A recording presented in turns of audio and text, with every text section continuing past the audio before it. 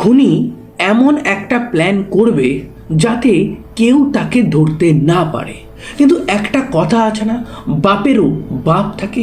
তো এই ক্ষেত্রে সেই খুনির বাপেরও বাপ হচ্ছে পুলিশ, এবং অদ্ভুতভাবে তার ঘটনায় এন্ট্রি নেওয়া এক টেম্পো ড্রাইভার। আজকে যে ঘটনা আছে সেখানে খুনি প্ল্যান করে মার্ডার করবে। মার্ডারের পর বডিটা টুকরো টুকরো করবে। সে জানে যে এই টুকরোগুলো সে যদি একবারে পুড়িয়ে দেয় তাহলে প্রবলেম ক্রিয়েট হবে। তো সেই কারণে সে 7 দিন ধরে আস্তে আস্তে লাশটাকে পোড়ায় এবং সেই আগুনে সে নিজের শরীরকে গরমও করে। আজকে যে ঘটনা আছে সেখানে আমি আপনাদেরকে এমন একটা মানুষের সাথে পরিচয় করাবো যাকে আপনারা দেখে কোনোভাবেই আইডিয়া করবেন না এ কাউকে মারতে পারে, কিন্তু সেই মানুষটার লাইফে গেলে আপনি বুঝতে পারবেন সেই মানুষটা কত নিচু মানুষ, তার মানসিকতা কত নিচু। আজকের ঘটনা ভারতের উত্তরপ্রদেশের ঝাঁসি থেকে এসেছে। এখানে এক ব্যক্তি ব্রিজভান, সে রেলওয়েতে গ্রুপ ডিতে চাকরি পায় দীর্ঘদিন আগে, এবং সেই চাকরি পাওয়ার পর তার পরিবার থেকে দেখে শুনে তাকে বিয়ে দিয়ে দেওয়া হয়।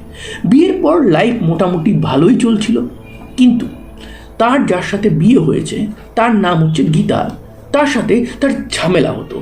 সে সংসারে মন লাগাতে পারতো না। কিন্তু এই ব্রিজভান যতই মন লাগাতে পারুক আর না পারুক, তার 3 সন্তান হয়ে যায়। এরপরে তার ওয়াইফের সাথে তার ঝামেলা আরও বাড়তে থাকে। এদিক সেদিকে সে অনেক মেয়ের সাথে সম্পর্কও করতে থাকে। তো এইভাবে একদিন তার পরিচয় হয় আর একটা নারীর সাথে। সেই নারীর সাথে তার পরিচয় হওয়াটা বেশ ইন্টারেস্টিং ছিল। তার ফার্স্ট ওয়াইফের নাম গীতা, তার সাথে খুব ঝামেলা হয়। কিন্তু সেকেন্ড যে নারী যার সাথে তার মিট হয়েছে, যার সাথে তার প্রেম শুরু হবে, তার নামও গীতা। এই গীতা নামের ম্যাচ দেখে তারা একে অপরের সাথে কথা বলতে শুরু করে।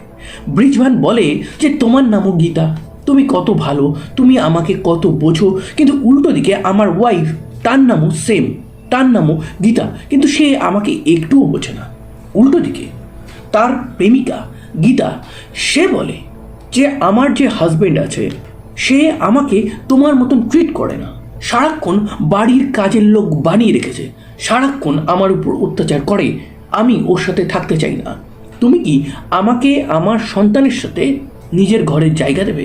তখন ব্রিজভান বলে যে আমার ফার্স্ট ওয়াইফ আছে, তাকে আমি ডিভোর্স দিতে পারবো না, সেখান থেকে আমার 3 সন্তান আছে, তো তারা তাদের মতন থাকবে।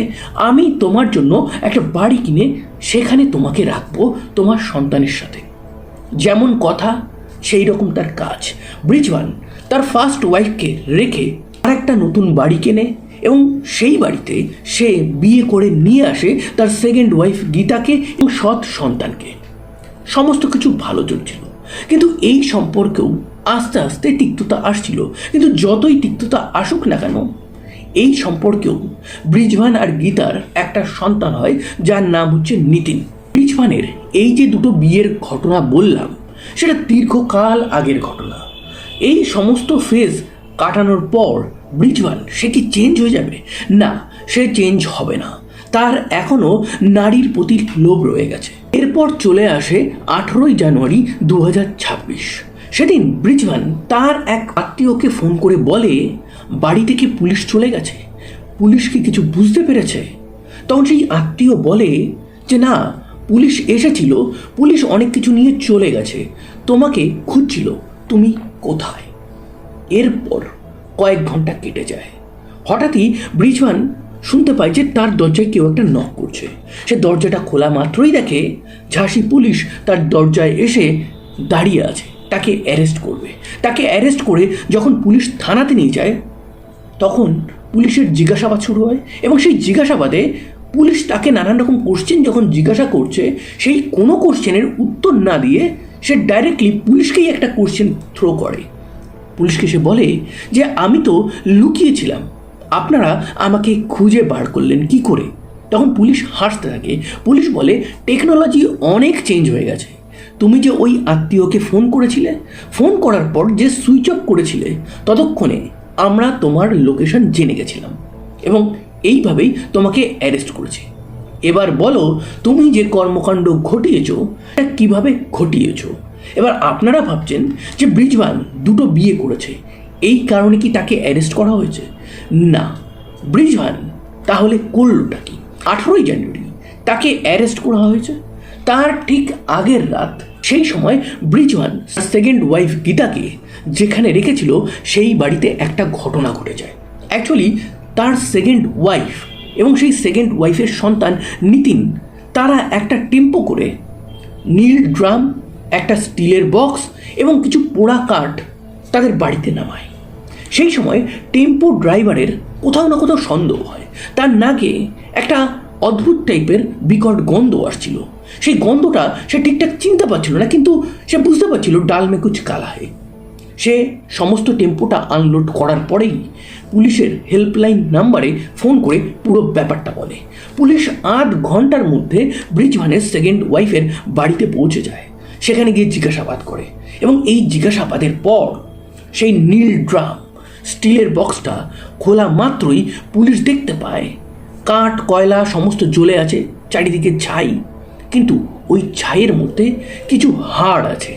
এবার সেটা কিসের হাড়? পুলিশ একবার দেখা মাত্রই বুঝে যায় ওটা মানুষের। তারপরেই ব্রিজবানকে খোঁজা শুরু হয়।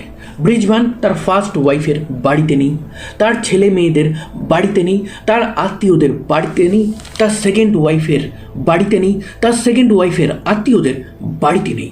তাহলে গেল তো সে কোথায় গেল? পুলিশ ওয়েট করতে থাকে, সার্চ অপারেশন শুরু হয়ে যায়। কিন্তু 18ই জানুয়ারি ব্রিজবান তার সেকেন্ড ওয়াইফের এক আত্মীয়কে ফোন করে বসে এবং সেই ফোনের মাধ্যমেই একটা জায়গা থেকে এই ব্রিজবানকে পুলিশ অ্যারেস্ট করে। এবার ওই যে হাড়গোড় পাওয়া গেছিল ছায়ের মধ্যে, সেটা কার ছিল? ব্রিজবান তো অলরেডি দুটো বিয়ে করে নিয়েছিল, সে রিটায়ার হয়ে গেছিল। রিটায়ার হওয়ার পর সে যেহেতু রেলওয়েতে কাজ করতো, কোটি টাকা মতন পায় অ্যাজ এ রিটায়ারমেন্ট ফান্ড হিসাবে, সেইটা দিয়ে সে তার লাইফ কাটাচ্ছিল। সে একদিন তার সিনিয়র অফিসারের বাড়িতে যায়, সেইখানে সে একজনকে দেখে যে হাউস হেল্পের কাজ করত, যার নাম হচ্ছে প্রীতি। এই প্রীতি ব্রিজবান থেকে নিয়ার অ্যাবাউট 27 বছরের ছোট ছিল। তার হাজব্যান্ড ছিল, তারও সন্তান ছিল। তার সাথে পরিচয় হওয়ার পর ব্রিজবান জানতে পারে প্রীতির হাজব্যান্ড প্রীতিকে স্যাটিসফাই করতে পারে না। তারপর প্রীতি আর ব্রিজবানের মধ্যে বন্ধুত্ব হয়ে যায়, প্রেম হয়ে যায়, শারীরিক সম্পর্ক হয়ে যায়। প্রীতির উপর সে টাকার পর টাকা লোটাতো।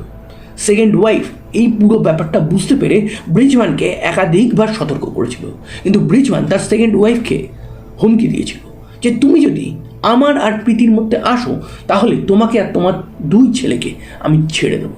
সেই ভয়ে সেকেন্ড ওয়াইফ গীতা একদম চুপচাপ থাকতো।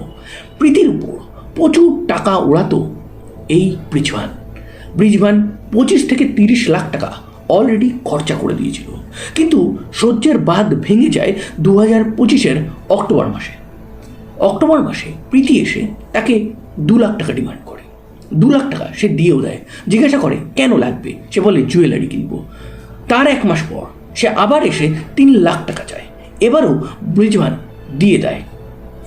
নেক্সট টাইম যখন প্রীতি আবার 5 লাখ টাকার ডিমান্ড করে তখন ব্রিজবান দিতে চায় না।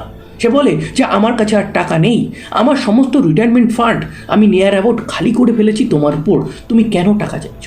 তখন প্রীতি বলে যে তুমি যদি আমাকে টাকা না দাও তাহলে থানাতে গিয়ে তোমার এগেনস্টে কেস করে দেবো, তুমি সারা জীবন জেলে থাকবে, তোমার কাছে যে কটা টাকা আছে সব হারাবে, তার সাথে সাথে মান সম্মানও থাকবে না। ব্রিজবান বুঝতে পারে সে মহা বিপদে পড়েছে।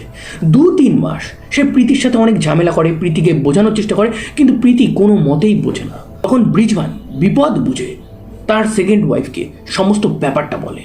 তার সেকেন্ড ওয়াইফ এটা শুনে ভয় না পেয়ে সুযোগের সদ্ব্যবহার করে। সেকেন্ড ওয়াইফ ভাবে যে আমার হাজব্যান্ড সমস্ত টাকা ওড়াচ্ছিল এই প্রীতির উপরে, এবার প্রীতি তাকে ব্ল্যাকমেল করছে, ভালোই তো, প্রীতি তাহলে ফাইনালি ব্রিজবানের লাইফ থেকে পার্মানেন্টলি সরে যাবে। তখন সেকেন্ড ওয়াইফই ব্রিজবানকে বলে যে প্রীতিকে বাঁচিয়ে রাখলে তোমার বিপদ, প্রীতিকে তোমার মারতে হবে। তার জন্য ব্রিজবান একটা প্ল্যান করতে থাকে এবং সেই প্ল্যান মাফিক 2026-এর একদম প্রথম সপ্তাহেই সে ঝাঁসির আউটস্কার্টে ফাঁকা এরিয়াতে একটা হাউস রেন্ট নেয়। এবং প্রীতিকে বলে যে তুমি এখানে আসো। প্রীতি সেখানে 8ই জানুয়ারি যায়।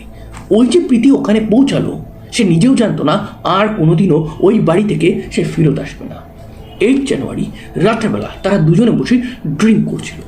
সেই সময় ব্রিজভান একটা কুড়ুল এনে পিছন থেকে প্রীতির মাথায় মারে। প্রীতি ওখানেই মারা যায়। তারপর ব্রিজভান ভাবে যে কি করা যেতে পারে। সে বাজার থেকে একটা নীল ড্রাম কিনে আনে। ওই নীল ড্রামের মধ্যে প্রীতিকে ফিট করার ট্রাই করে, কিন্তু প্রীতি বড় ছিল, তার মধ্যে ফিট হচ্ছিল না। এই কারণে বডিটা বার করে সে টুকরো টুকরো করে। এবার ভাবে যে এটাকে কি করা যেতে পারে। তখন সে তার সেকেন্ড ওয়াইফের ছেলে নীতিশকে বলে যে তুমি একটা স্টিলের বক্স বাজার থেকে কিনে এনে দেবে। 10ই জানুয়ারি স্টিলের বক্সটা নীতিশ নিয়ে যখন ওই বাড়ির সামনে পৌঁছায়, তখন বাড়ির সামনে থেকেই নীতিশকে চলে যেতে বলে। সেই স্টিলের বক্সটা ভিতরে নিয়ে আসে, তার মধ্যে বডির টুকরোগুলোকে রেখে অল্প অল্প করে চালাতে থাকে যাতে কেউ বুঝতে না পারে।